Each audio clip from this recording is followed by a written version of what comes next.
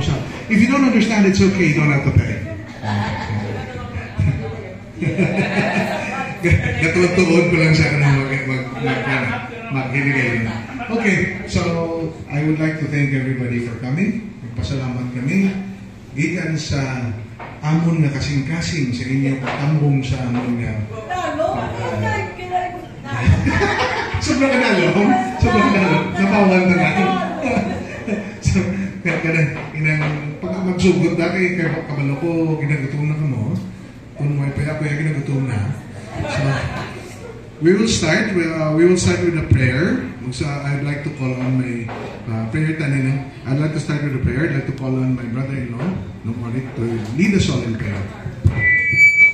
Father, as we gather around this table to celebrate Mommy's 80th birthday, we come before you with our hearts full of gratitude and thanksgiving.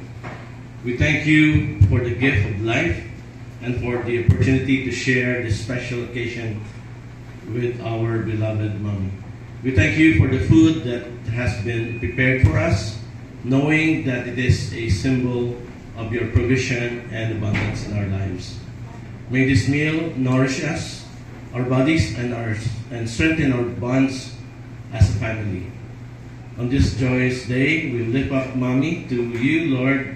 We pray for her good health, peace, love, happiness, and prosperity in the years to come. May she continue to be a beacon of light and love to all who know her. Grant her the strength and vitality to face each day with grace and courage. As Mommy embarks on this new chapter of her life, we ask for your guidance and wisdom to be upon her. Strengthen her faith and fill her heart with hope and anticipation for the exciting years that lie ahead.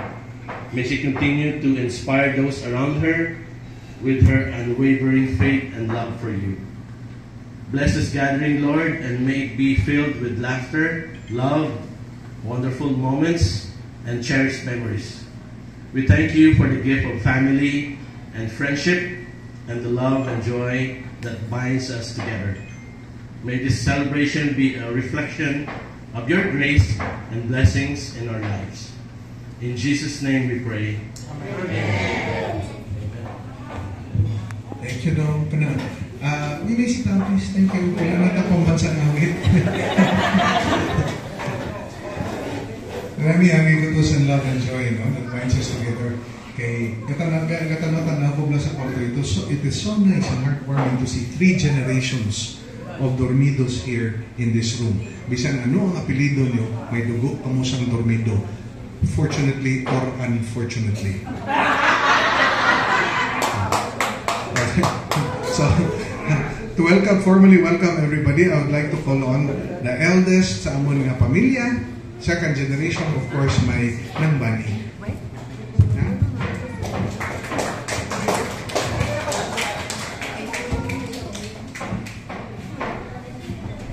Good evening, everyone. Welcome.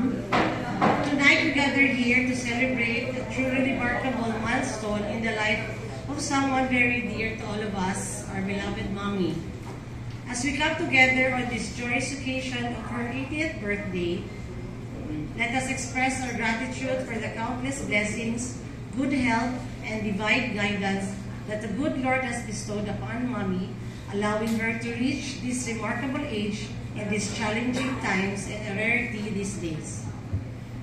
Mommy Bernie, a beacon of wisdom and patience, has not only gracefully aged, white hair and all, but has also endured and cared for our medyo lang pasaway daddy and raised 3 hindi man gid unugtasan, brilliant and wonderful children, me, Junji, and Eileen.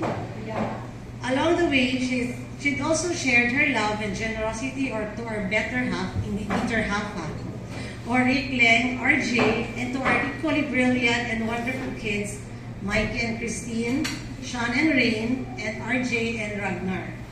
Her strength and love, dedication have been the cornerstone of our family, shaping us into the individuals we are today. let us also take a moment to express our heartfelt appreciation for the gift of Mom's supportive brothers and sisters, Tita Milet, Tito Lucius, Tito Boy, Tito Aris, Tito Bibot, Tita Tina, Tita Linda, Tita Beth, Tito Bert, and our cousins, ang mga cousins ni Mommy and their families, and ang families, and also Mommy's friends and families, who have stood by her side throughout the years, offering love, laughter, emotional support, and unwavering friendship. And lastly, life at 80 is like a fine wine. It takes years to perfect and only gets better with age. Cheers to Mommy, a true testament to the beauty of aging gracefully. Happy 80th birthday, Mommy. May your days continue to be filled with love, laughter, and unforgettable memories. Cheers to many more years of joy and blessings ahead. We love you. Thank you. Maybe daw, ipakilala ko lang ang amon, ipakilala ko lang ang ako ng mga autoran plus ang ilang nga pamilya in case why niyo pa makilala. Nang ban, sinang bani, please stand up, and nung orik, sinang bani kag sinong orik, ang ilang nga kabataan, si Mikey, kag si Inday Christine. There you go. And of course, ako yan, ang asawa ko, si Ophelia, she's from Zamboanga. Then my son si Sean Matthew, and my daughter si Rain Beatrice.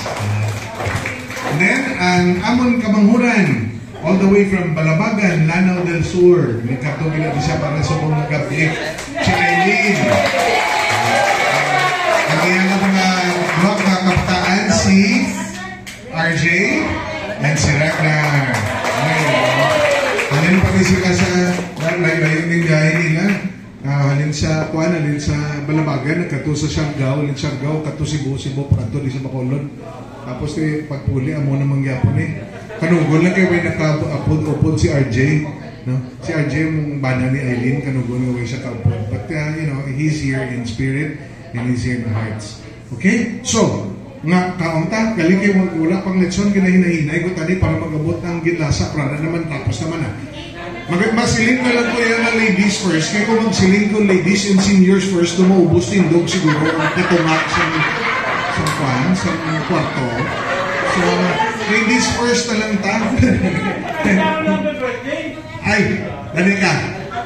Kapasalamat ko galing kay Tito Manolo, kay Tita Delma for coming. Part of our family. Thank you so much. Si Gina, where's Gina? Jim, thank you again sa pagtambo.